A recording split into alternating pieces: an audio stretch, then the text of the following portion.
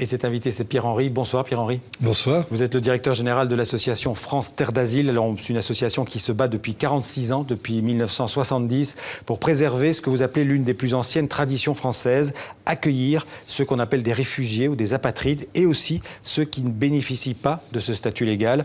Alors, le président français François Hollande, son ministre de l'Intérieur Bernard Cazeneuve ont salué l'évacuation sans incident, ont-ils rappelé, ces derniers jours de la jungle de Calais. Il fallait vraiment démanteler ce camp où survivaient, on peut le dire, entre 6 et 8 000 réfugiés, on ne sait pas trop. Je crois qu'on ne pouvait pas laisser des milliers de personnes vivre dans l'indignité, dans un cloaque, sans sanitaire, sans le fait de pouvoir manger à sa faim chaque jour, sans soins véritables. On voit l'ampleur de ce camp. Sans école. Ouais. Oui, je pense que sur le territoire de la 6e puissance du monde, on ne peut pas tolérer une telle situation. Ouais. Ce que l'on peut regretter, c'est que l'évacuation soit intervenue tardivement. Je rappelle que après cette évacuation, près de 6 000 personnes dorment dans un lit, ont un accompagnement digne de ce nom. Et ils ont été mis à l'abri, comme disent les autorités françaises, dans des centres répartis sur toute la France. Mais ça, c'est un autre des aspects très importants, parce que dans les semaines qui viennent de se passer, il y a eu une grosse polémique sur le fait que la France, les Français, ne seraient pas favorables à l'accueil. Eh bien, ces 6 000 personnes ont été acheminées vers des centres d'accueil et d'orientation, et ça s'est bien passé. Et souvent par très petits groupes, parce qu'il y a plusieurs centaines de ces centres. Oui, bien sûr, il y en a près de 300, et c'est très important, mais très important de dire que la population française est accueillante, pour peu qu'on lui explique les enjeux, et que l'on fasse cela avec pédagogie. Pierre-Henri, on parle depuis des mois de la jungle de Calais. C'est un mot lourd de sens. Est-ce que c'est un mot que vous employez à Terre d'Asile ?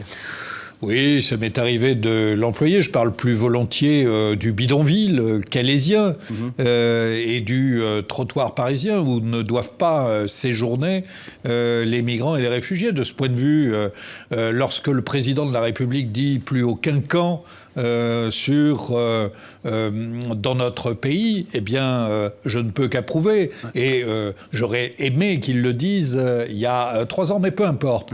Je crois que ce qui est important, c'est que les gens qui, aujourd'hui, séjournent dans des conditions indignes, puissent enfin trouver une écoute, une oreille attentive, et puis puissent faire valoir leurs droits. Mais la vraie question derrière, c'est aussi de savoir comment on évite la reproduction de ce type de situation. Alors, justement, on peut en parler. L'Europe a signé un accord avec la Turquie. On savait que la plupart des réfugiés passaient par la Turquie. Depuis que cet accord a été signé au mois de mars dernier, le flux, si on peut dire, des migrants s'est tari de ce côté-là. Aujourd'hui, ils arrivent plutôt par la Libye. Comment on peut éviter, justement, que ce problème des réfugiés continue, de se répandre en Europe et de nourrir probablement le populisme européen ? Il y a plusieurs éléments de réponse à votre question. Il y a d'abord de travailler sur les situations dans les pays d'origine.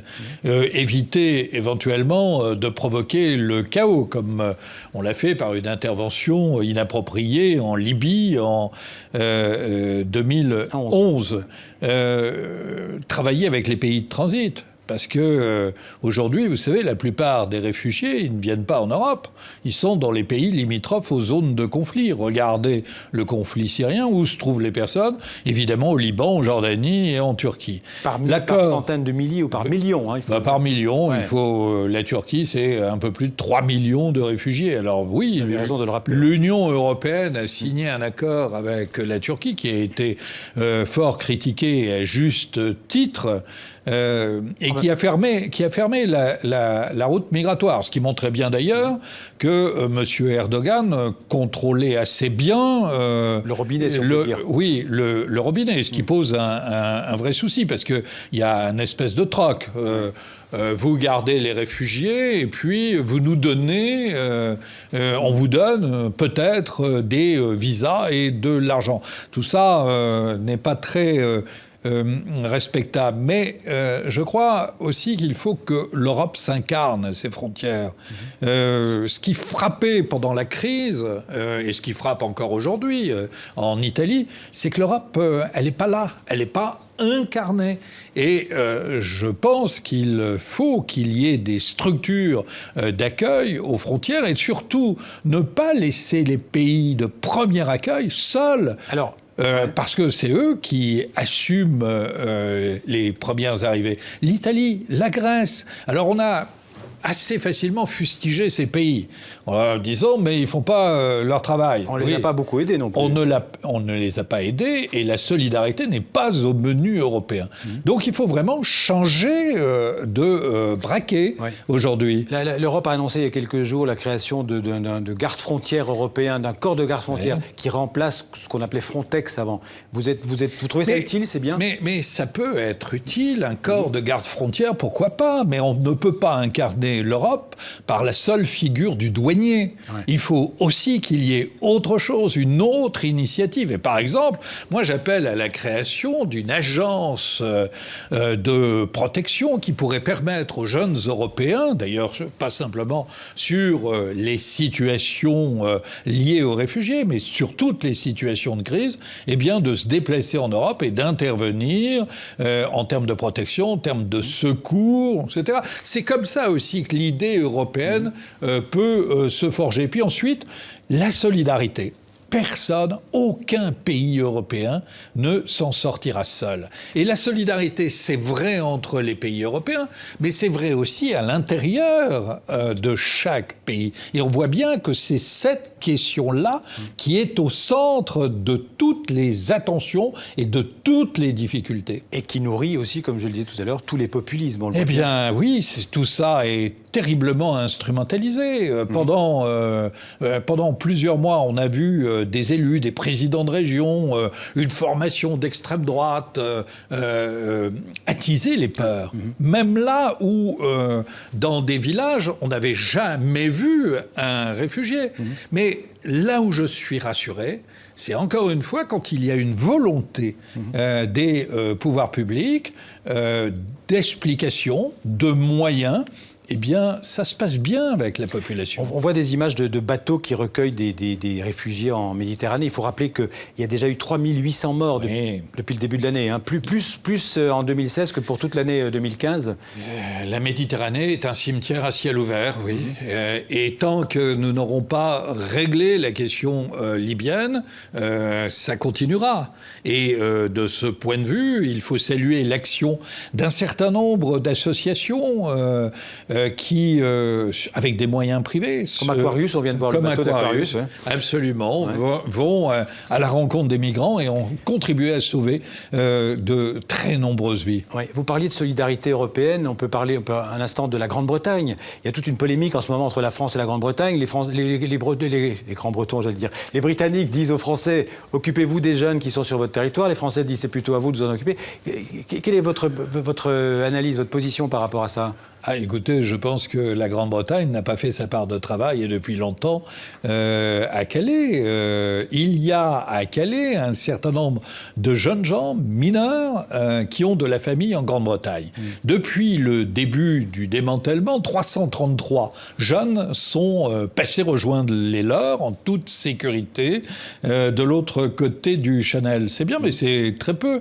Et vous savez, si la Grande-Bretagne ne revient pas à la la table des négociations, eh bien, il y aura des situations qui vont se reproduire dans la région calaisienne. Depuis le traité du Touquet, en fait... Un traité signé entre la France et la Grande-Bretagne. En 2003, par Nicolas Sarkozy et son homologue britannique, eh bien, il y a une externalisation de la politique d'asile et d'immigration. Or, nous sommes à France Terre d'Asile, nous sommes pour la construction de voies de migration légale.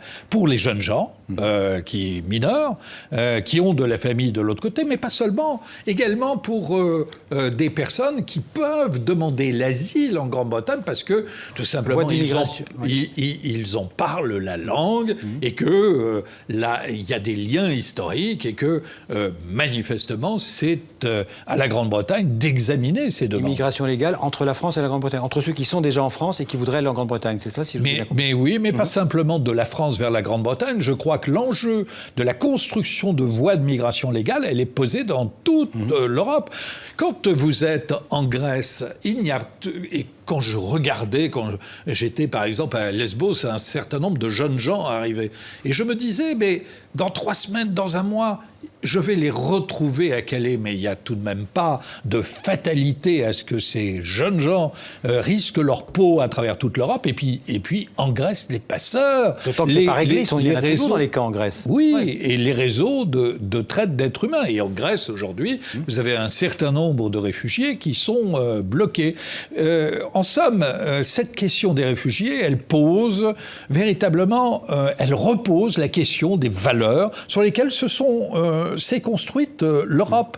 Et ça nous interroge beaucoup. Et le projet de demain européen passera forcément par la résolution de cette question-là. En un mot, vous croyez que cette question de la migration, des réfugiés, elle sera en haut de l'affiche dans la campagne électorale qui va venir? Elle l'est déjà, elle est terriblement instrumentalisée. Ouais. Il est difficile de parler de questions migratoires avec raison, avec rigueur et avec fraternité. C'est ce à quoi je m'emploie. Merci beaucoup Pierre-Henri d'être venu en parler justement sur ce ton-là, si j'ose dire, dans le 64 minutes. Et je vous signale d'ailleurs que vous retrouverez, tous ceux qui nous regardent, un dossier sur cette crise des migrants sur notre site internet information.tv5monde.com et aussi bien sûr sur le site de France Terre d'Asile. Merci à vous. Très bien fait. Merci à vous.